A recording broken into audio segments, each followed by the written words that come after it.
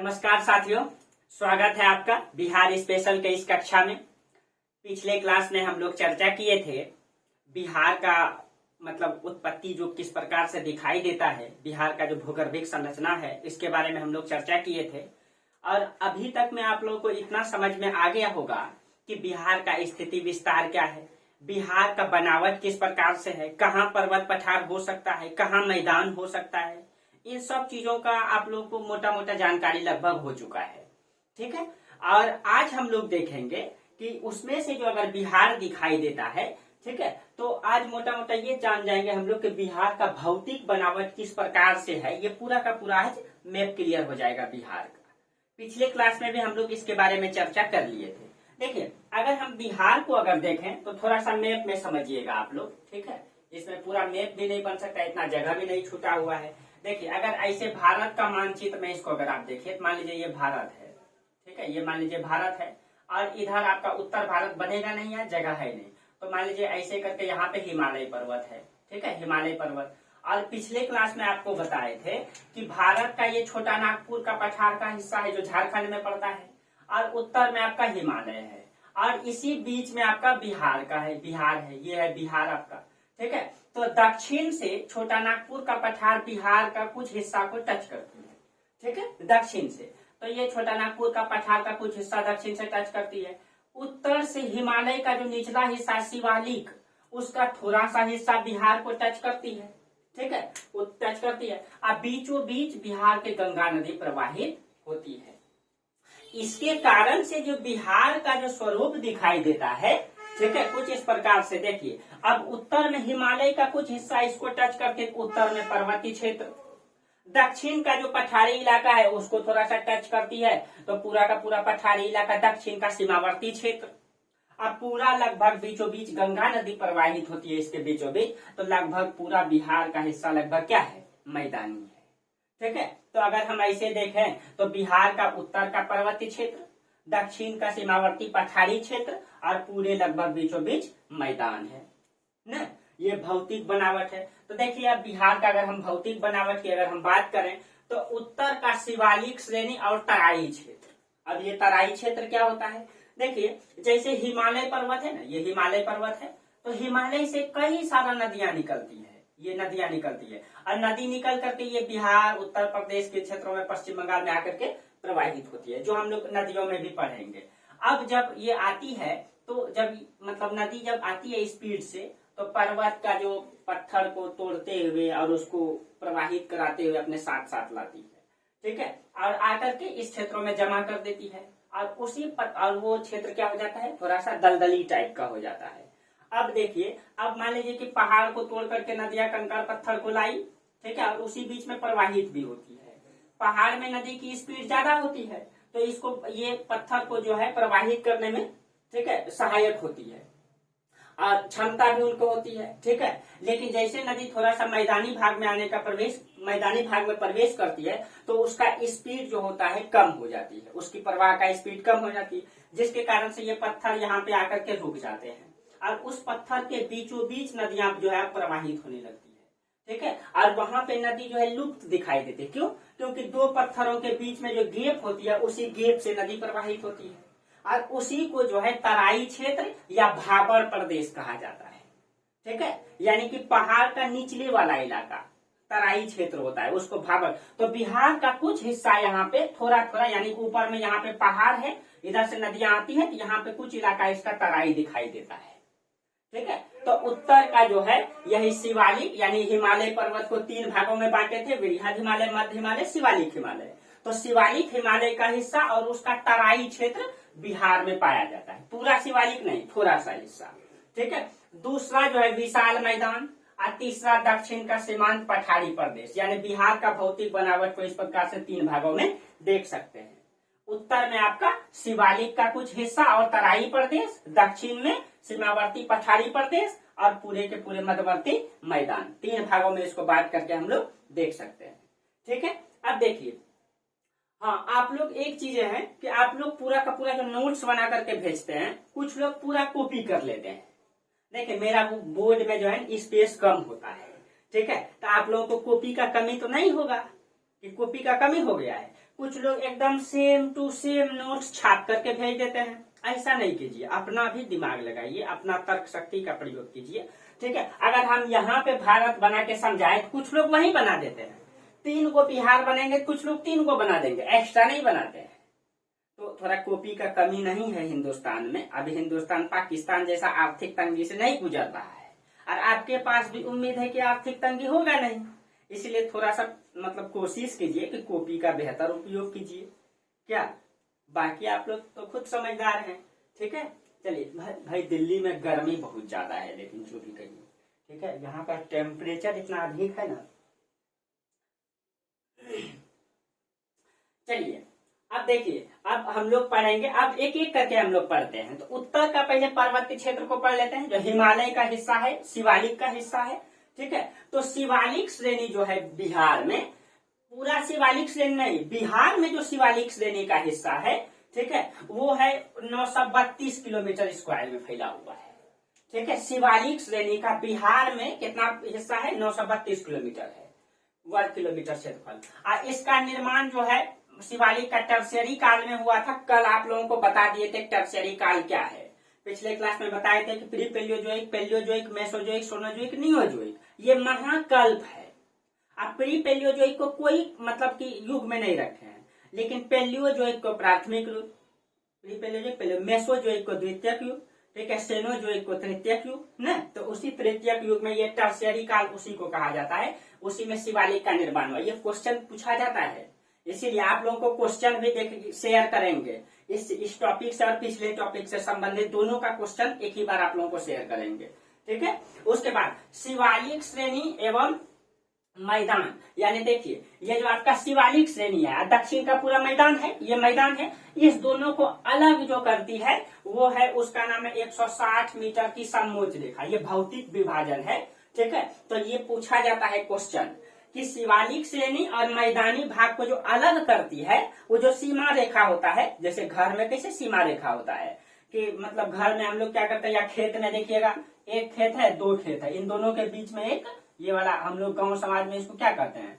अड्डा या कियार, जो भी हो, और आप लोगों का भाषा में क्या क्या कहते हैं अलग अलग क्षेत्रों में, ठीक है। तो उसी प्रकार ये सीमा, तो उसी प्रकार से ये पहाड़ी क्षेत्र और मैदानी क्षेत्र का जो सीमा बनाती है, ये 160 मीटर की समोच्च रेखा सीमा बनाती है। और जो शिवालिक श्रेणी की ऊंचाई है 250 से 800 मीटर है, 250 से 800 मीटर इसकी ऊंचाई है औसत में, ठीक है, ये शिवालिक। लेकिन अगर शिवालिक श्रेणी को अगर देखा जाए बिहार में, ठीक है, बिहार में शिवालिक श्रेणी को 3 भागों में बांट करके हम लोग देख सकते हैं। इसमें आपका दक्षिण का निम्न पहाड़ी भाग, उत्तर पूर्वी घाटी और सोमेश्वर की श्रेणी। बिहार में मतलब कि इस पहाड़ी को 3 भागों में बांटा गया है, ठीक है।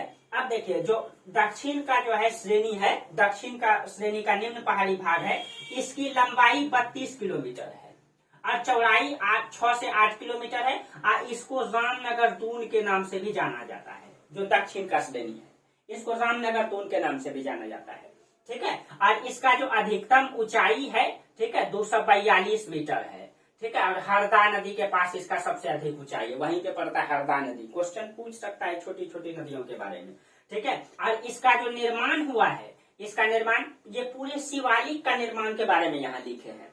शिवालिक का जो निर्माण परतदार चट्टान से, ठीक है, जो बलुआ पत्थर इसमें और बजरी इसमें पाया जाता है। इन सब चीजों में ध्यान रखिएगा, ठीक है, क्वेश्चन न छूटे। उत्तर पूर्वी घाटी की लंबाई 75 किलोमीटर है, ठीक है। और इसमें जो यहाँ पे इसको उत्तर पूर्वी घाटी में एक स्थान है भेखनाथोड़ी, भेखनाथोड़ी से 75 किलोमीटर दूर में यहीं से त्रिवेणी नहर निकाला गया है। जो यहाँ का जो पश्चिमी चंपारण जिला है ना, इसकी सिंचाई के लिए वहीं पे एक स्थान है भैंसा लोटन, भेखनाथोड़ी के पास ही, यहीं से एक नहर निकाला गया है पश्चिमी चंपारण जिला की सिंचाई के लिए, त्रिवेणी नहर। क्वेश्चन पूछा गया है ये वाला, ठीक है, त्रिवेणी नहर के बारे में, कहाँ है, किस जिला में है, तो पश्चिमी चंपारण, ठीक है। ये देखिए दूसरा है सोमेश्वर श्रेणी। सोमेश्वर श्रेणी की लंबाई 74 किलोमीटर है, चौड़ाई 5 से 6 किलोमीटर, और इसकी जो ऊंचाई है 874 मीटर है। अब बिहार का सबसे ऊंची चोटी यही है, सोमेश्वर की पहाड़ी यही है, 874, पूरे बिहार का सबसे ऊंची चोटी भी है ये, ठीक है। इसमें प्रमुख दर्रा तो आप लोग समझते होंगे, दर्रा क्या होता है, जैसे कि मान लीजिए, किधर बताएं, देखिए यहाँ पे ऐसे करके पहाड़ है ना, ये मान लीजिए ऐसे करके पहाड़ की चोटी होती है, तो एक पहाड़ की चोटी और दो पहाड़ की चोटी के बीच का जो गैप होता है ना, जो गैप होता है उसी को दर्रा कहा जाता है या घाटी कहा जाता है। ठीक है, अंग्रेजी में गैप कहा जाता है उसको। ठीक है, तो इसके प्रमुख दर्रा जो है, इसमें कौन कौन सा दर्रा, सोमेश्वर श्रेणी में इसमें सोमेश्वर दर्रा, इसमें भेखनाथड़ी दर्रा और इसमें मखात दर्रा है। और यही मखात दर्रा से नेपाल जाने का रास्ता है। जैसे कि यहाँ मान लीजिए वाला मखात दर्रा है, उधर नेपाल जाने के लिए आपको पता है कि उत्तर में नेपाल है, तो नेपाल जाने के लिए मखात दर्रा से जा सकते हैं, वहां रास्ता बना हुआ है। ठीक है, नहीं तो पहाड़ी क्षेत्र है पूरा। ये है सोमेश्वर की पहाड़ी यानी शिवालिक श्रेणी का हिस्सा बिहार में। ठीक है, दूसरा क्षेत्र है दक्षिण का पठारी प्रदेश, मैदानी को बाद में देखेंगे। दक्षिण का पठारी प्रदेश, देखिए जो दक्षिण का सीमांत पठारी प्रदेश है, ये पृथ्वी का, ठीक है, जब पृथ्वी का निर्माण हुआ था, ठीक है, तो सबसे प्राचीन भूखंड है ये।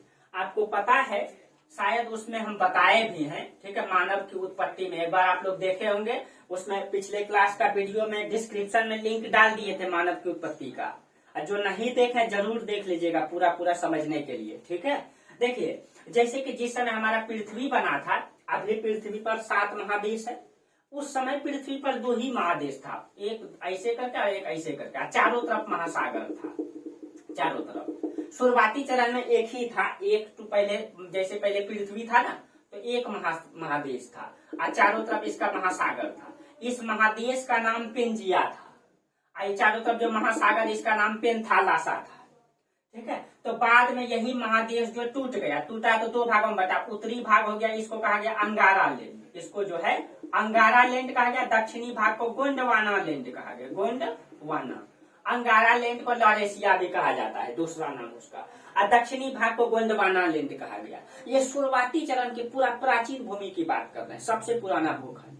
ठीक है, यही गोंडवाना लैंड का हिस्सा है ये छोटा नागपुर का पठार। ठीक है, अगर आपसे क्वेश्चन पूछे बिहार का सबसे प्राचीन भूखंड निम्नलिखित में किस भूभाग में है, दक्षिणी बिहार, उत्तरी बिहार, पूर्वी बिहार, पश्चिमी बिहार, तो आप लोग सीधा समझ जाएंगे कि ये जो दक्षिणी भाग का सीमावर्ती पठारी प्रदेश है, ये सबसे पुराना, यही गोंडवाना लैंड का हिस्सा है ये।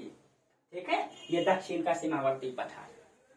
ठीक है, ये आप लोगों को अब समझ में आया होगा ये गोंडवाना लैंड क्या है। ठीक है, ये छोटा नागपुर पठार गोंडवाना लैंड का उत्तरी भूभाग, यानी छोटा ना, अभी जो समझाया आपको, छोटा नागपुर पठार का उत्तरी भाग का हिस्सा है यहाँ बिहार में थोड़ा सा। ठीक है, ये बिहार की केमूर से लेकर के बांका तक विस्तृत है। तो आपको मैप पूरा क्लियर है कि केमूर से लेकर के पूरा का पूरा दक्षिणी यहाँ पे बांका जिला है, तो यहाँ केमूर से बांका तक, इस बांका तक जो इसका विस्तार है, इस मतलब पठारी भूभाग का। ठीक है, अब देखिए यहाँ पे प्राचीन नीस, शिस्ट और ग्रेनाइट चट्टान यहाँ पाया जाता है। ठीक है, यहाँ पे इस प्रकार का चट्टान पाया जाता है। क्वेश्चन एकदम पूछा गया, आप लोगों को क्वेश्चन शेयर करेंगे, आप लोग बनाइएगा, फिर अगले दिन आंसर शेयर करेंगे। ठीक है, लगभग 20-25 क्वेश्चन देंगे आप लोगों को इसी सब टॉपिक से, ताकि छूटे नहीं। ठीक है, और कमेंट जरूर कीजिएगा आप लोग क्वेश्चन देंगे तो, सब कोई बताइएगा क्वेश्चन कौन कौन चाहते हैं, तब हम क्वेश्चन देंगे आप लोगों को। ठीक है, अब देखिए, अब इसी का हिस्सा बिहार का दक्षिणी भाग में कई जिलों में कई सारा पहाड़ी है, उसी का पहाड़ी, जैसे गया में जो है ना, गया जो है आपको पता है, पिछले क्लास में भी बोले थे कि गया जो है कई सारा पहाड़ियों से चारों तरफ से घिरा हुआ है, 3 तरफ से गया घिरा हुआ है पहाड़ियों से। और उसमें आपका कौन कौन सा पहाड़ी है, प्रेतशिला, रामशिला और जेठनिया, इस 3 पहाड़ी से गया जिला पूरा का पूरा घिरा हुआ है, जिसके कारण से, और ये पहाड़ी में जंगल ही नहीं है, जिसके कारण से गर्मी के मौसम में पहाड़ी पूरा तप जाता है आग की तरह।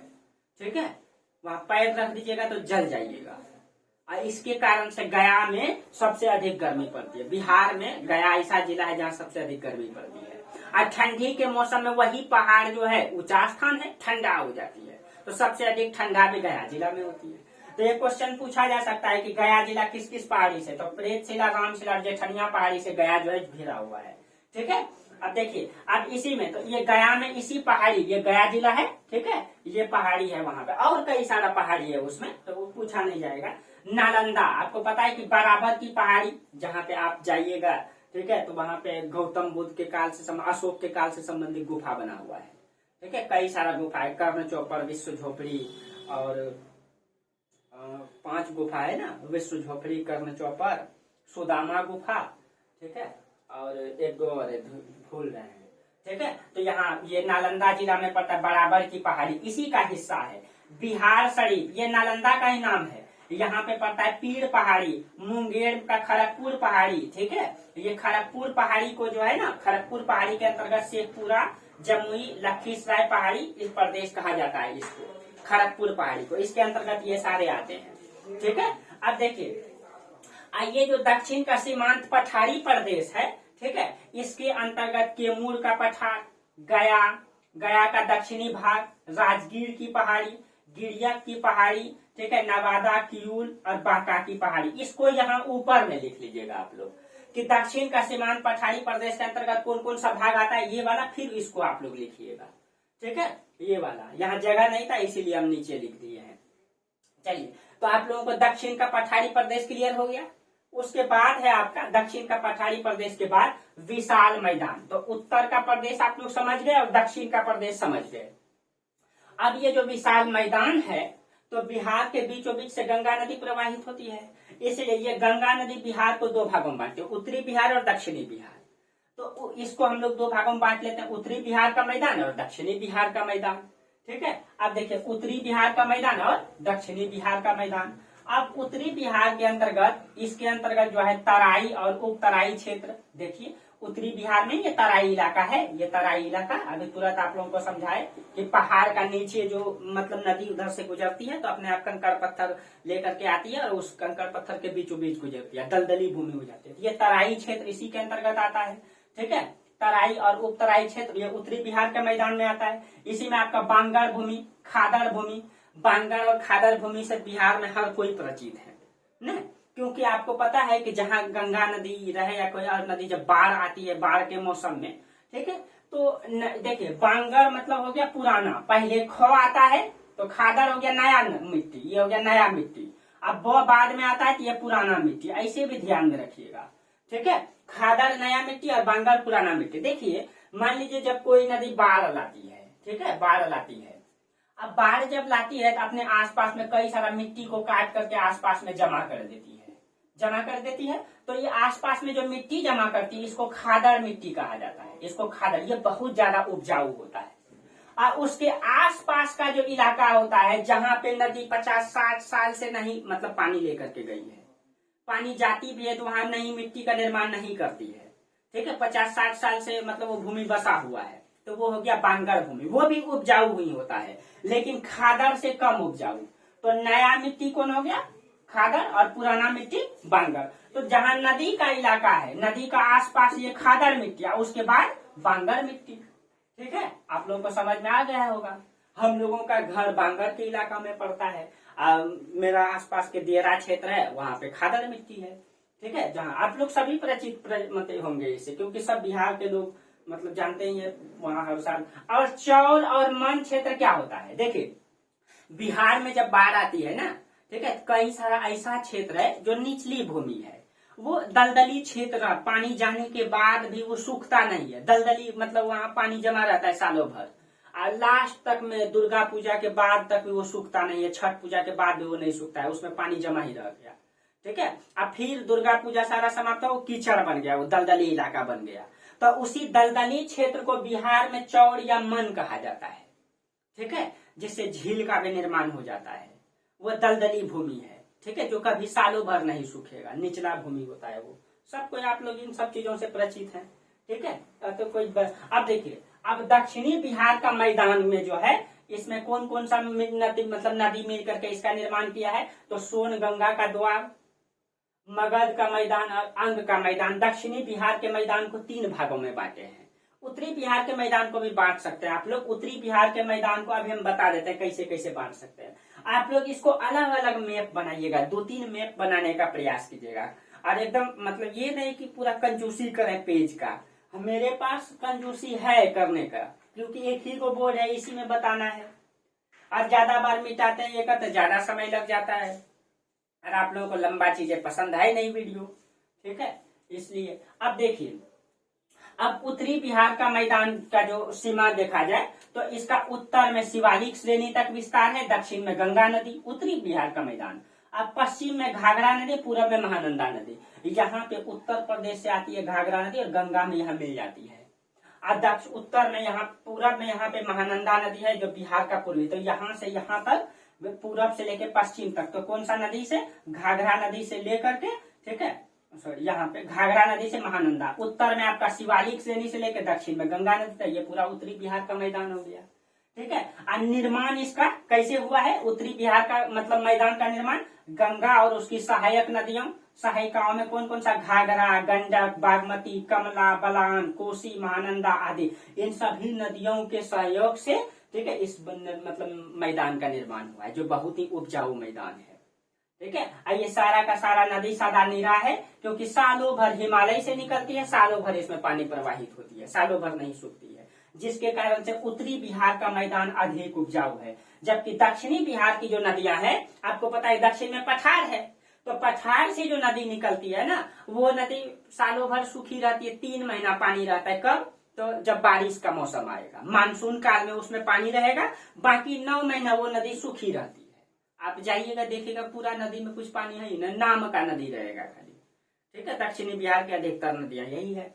तो दक्षिणी बिहार का मैदान कम उपजाऊ है उत्तरी बिहार की तुलना में, क्योंकि दक्षिणी बिहार का मैदानी जो मैदान है उसका निर्माण पठारी मतलब कि पठार से निकलने वाली नदियों से हुई है, जो उसके में जो है कि सिर्फ बारिश के समय पानी रहते, बाकी 9 महीना सूखी रहती है, ठीक है। अब देखिए तो दक्षिणी का मैदान का निर्माण कैसे हुई, गंगा और उसकी सहायक नदियों में कौन सा नदी है, सोन, पुनपुन, फाल्गु, चांदन, बड़वा, ठीक है, और कई सारी नदियां हैं इसमें, क्यूल, इन सब नदी में आपको पढ़ाएंगे, इसको नदी तंत्र में बेहतर पढ़ाएंगे, इसीलिए कोई चीजें छूटेगा नहीं आपका, धीरे धीरे सब क्लियर हो जाएगा, जहां छूटेगा भी तो क्लियर कर देंगे, ठीक है। तो दक्षिण का मैदान और उत्तर का मैदान आप लोग मैप में इसको बांट भी सकते हैं अलग तरीके से। एक मान लीजिए कि कैसे समझा, यहाँ पे एक ऐसे मान लीजिए बिहार है तो इसको 2 भागों में बांट दीजिएगा, यहाँ पे ऐसे करके बना दीजिएगा, मतलब यहाँ पे गंडक का मैदान, ठीक है, यहाँ पे आपका कमला का मैदान, यहाँ पे आपका कोसी का मैदान, महानंदा का मैदान बांट सकते हैं। दक्षिणी मैदान को भी 2-3 भागों में आप लोग बांट सकते हैं, मगध का मैदान, अंग का मैदान, ठीक है, सॉरी मगध का मैदान, अंग का मैदान और सोन और गंगा का द्वार का मैदान, ऐसे करके आप लोग अलग से बांट के भी बना सकते हैं। अपना दिमाग लगाइए, ठीक है, बेहतर करने का प्रयास कीजिए हमेशा। अब देखिए यहाँ लिख दिए हैं, उत्तरी गंगा का मैदान का जो क्षेत्रफल है ये 56,980 किलोमीटर स्क्वायर है। ये राज्य का, पूरे राज्य का 62.86% भूभाग में विस्तृत है और समुद्र तल से इसकी जो ऊंचाई है ये 66 मीटर है। ये उत्तरी बिहार का मैदान। और दक्षिणी बिहार का मैदान का जो क्षेत्रफल है 33,670 वर्ग किलोमीटर है। और मैदानी भाग का, इसका जो क्षेत्रफल है मैदानी भाग का 37.15% है। और इसकी चौड़ाई गिदोड़ के पास, दक्षिणी मैदान का 40 किलोमीटर और पटना के पास इसकी चौड़ाई 135 किलोमीटर, चौड़ाई मतलब ये वाला हिस्सा, ठीक है। ये है कुछ बिहार का मतलब भूभाग, ठीक है। तो भौतिक बनावट को आप लोग समझ ही गए होंगे कि भौतिक बनावट बिहार का किस प्रकार से है। क्वेश्चन पूछा जाता है इससे, आप लोग को क्वेश्चन शेयर करेंगे, ठीक है। अगला आप लोग की इच्छा है क्वेश्चन से करने का तो आप लोग कमेंट कीजिएगा कि हाँ सब क्वेश्चन चाहिए, तो आप लोग को शेयर करेंगे। तो आपको बिहार का भौतिक बनावट समझ में आ गया होगा। उत्तर में शिवालिक, ठीक है, दक्षिण में पठारी भाग और पूरे मतलब मध्यवर्ती भाग मैदान है अधिकतर इलाका। इसीलिए बिहार का मैदान जो है उत्तरी भाग में अधिक बाढ़ आती है दक्षिणी की तुलना में, ठीक है। तो आप लोगों को ये पूरा का पूरा चैप्टर समझ में आया होगा। इसका स्क्रीनशॉट कीजिएगा और सब कोई नोट्स बना करके हमको जरूर शेयर कीजिए, ठीक है, ताकि कहाँ गलती है कहाँ क्या है हम देखेंगे। और कुछ लोग जो कॉपी सिर्फ करने का प्रयास करते हैं, ऐसा मत कीजिए आप लोग, ठीक है।